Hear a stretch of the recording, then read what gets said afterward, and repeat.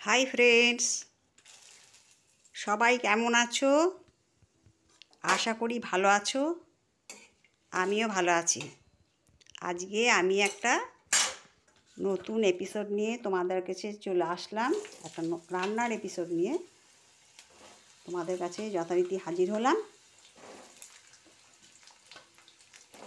এই রান্নাটা ভীষণ সুন্দর উপাদেয়। তোমাদের এটা রান্না করে খেলে অবশ্যই ভালো লাগবে। যারা এই জিনিসটা খায় না তারাও চেয়ে চিনতে খাবে।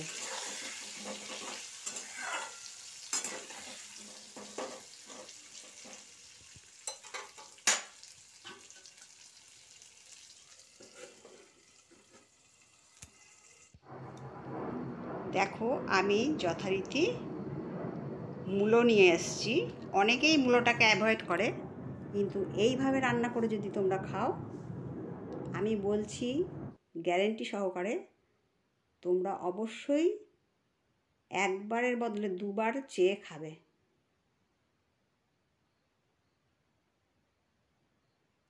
অনেকেই আছে মূলো দেখলে নাক সিটকোয়, তাদেরকেও যদি তোমরা তৈরি করে দাও, তারা ধরতেই পারবে না এটা কিসের তরকারি।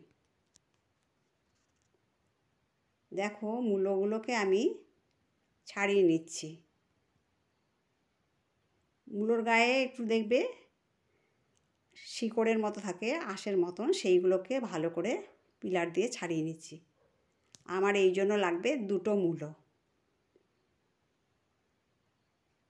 এরকম মাঝারি সাইজের দুটো মূলো নিয়ে নিলাম।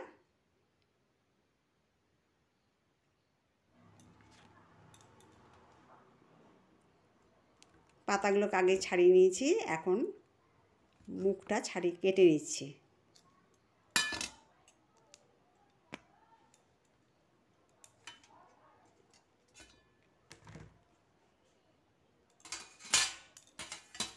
এবার আমি গ্রেটারের সাহায্যে সুন্দর করে ঘষে নেব, গ্রেট করে নিচ্ছি। দেখো,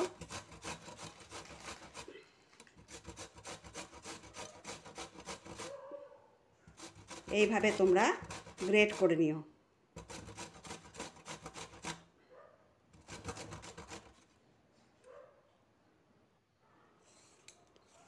প্রথম মূলোটা আমার গ্রেট করা হয়ে গেছে। এবারে সেকেন্ড মূলোটা নিয়ে আমি আবার ওই রকম করে মানে ছালটা ছাড়িয়ে নিচ্ছি, আর আঁশগুলো যেগুলো থাকে সেইগুলোকেও ভালো করে ছাড়িয়ে নিচ্ছি।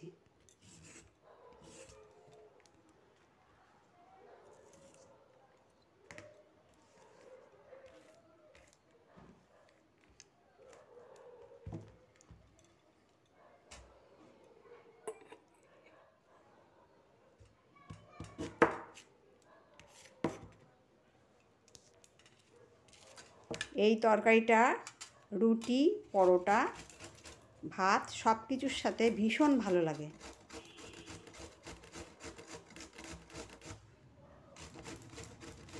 মূলো দিয়ে আমরা নানা রকম আইটেম করে খাই, তোমরা এইভাবে একদিন করে খেও, তোমরা এর স্বাদ ভুলতে পারবে না।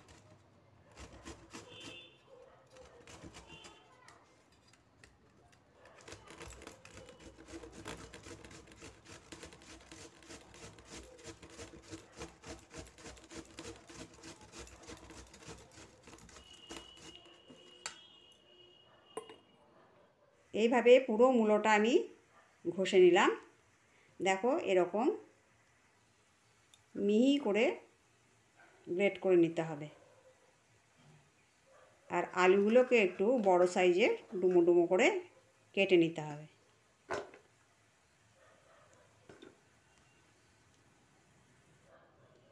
এবার একটা কড়াইতে তেল চাপিয়ে তার মধ্যে জিরে ফোড়ন দিলাম আর তেজপাতা ফোড়ন দিয়ে দিলাম।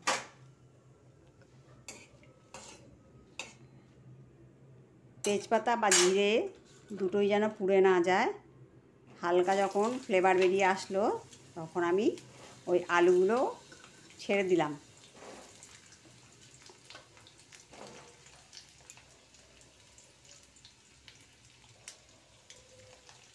এবার পরিমাণ মতো নুন দিতে হবে, আর সঙ্গে হলুদ। তোমরা যে যেরকম পরিমাণে করবে সেই রকম আন্দাজে নুন হলুদ দিয়ে দিও।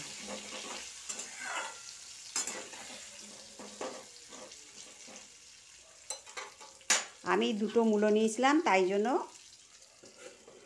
1.5 চামচ লবণ নিলাম, আর 1/2 চামচের একটু বেশি হলুদ নিয়েছি। আর একটা বাটিতে জল নিয়ে তার মধ্যে ধনে জিরের গুঁড়ো 2 চামচ, লাল লঙ্কার গুঁড়ো 1/2 চামচ, কেননা মূলোর তরকারিতে খুব বেশি ঝাল ভালো লাগে না, এই তরকারিটা একটু মিষ্টি মিষ্টি হয়। আর একটু গরম মশলার গুঁড়ো দিয়ে মশলাটা ভিজিয়ে রাখলাম। আর একটা কথা বলতে ভুলে গেছিলাম, একটু স্কিপ হয়ে গেছে, এর মধ্যে যখন আলুটা কষাচ্ছি তার মধ্যে একটু আদা ঘষে দিয়েছিলাম।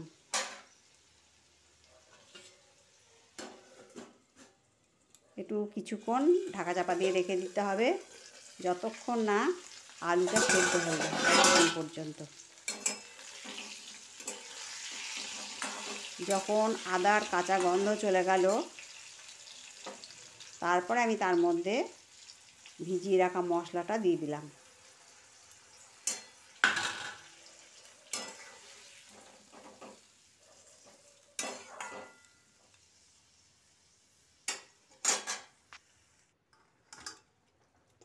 আর মূলোটাকে ঘষে রাখার ফলে নিজে থেকেই বেশ খানিকটা জল বেরিয়ে এসছে।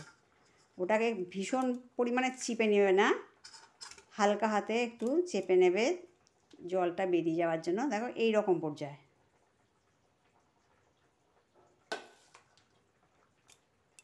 একটু জলীয় ভাব থাকবে, সেই রকম পর্যায়ে ওইটাকে চেপে নিতে হবে।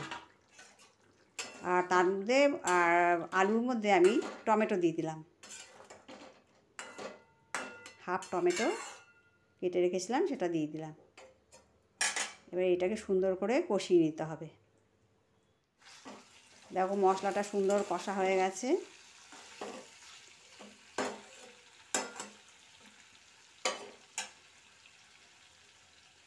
কষা হয়ে যাওয়ার পরে ওই যে মূলোটাকে রেখেছিলাম সেই মূলোটাকে ঢেলে দিলাম সম্পূর্ণটা।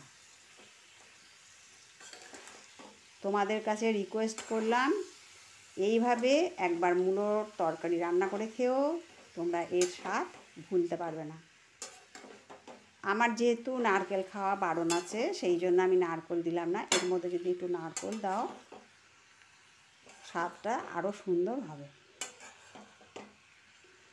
তোমরা ইচ্ছা করলে এর মধ্যে নারকেলও দিতে পারো। সুন্দর করে নাড়াচাড়া করে মিক্সড করে দিলাম।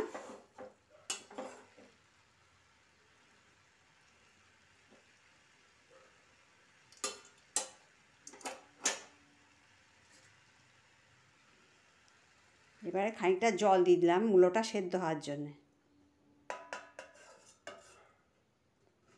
আর বেশ কিছুক্ষণ সময়ের জন্য এটা ঢাকা দেওয়া থাকবে। আর তরকারির টেস্টটাকে ব্যালেন্স করার জন্য খানিকটা চিনি দিলাম।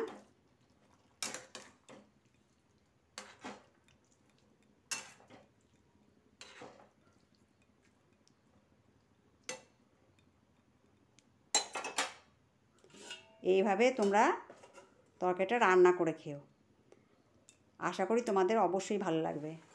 আচ্ছা, আমি শিপ্রা মজুমদার ডেলি ব্লগের পক্ষ থেকে শিপ্রা মজুমদার তোমাদের কাছে এই অভিনব মূলোর তরকারিটা নিয়ে আসলাম।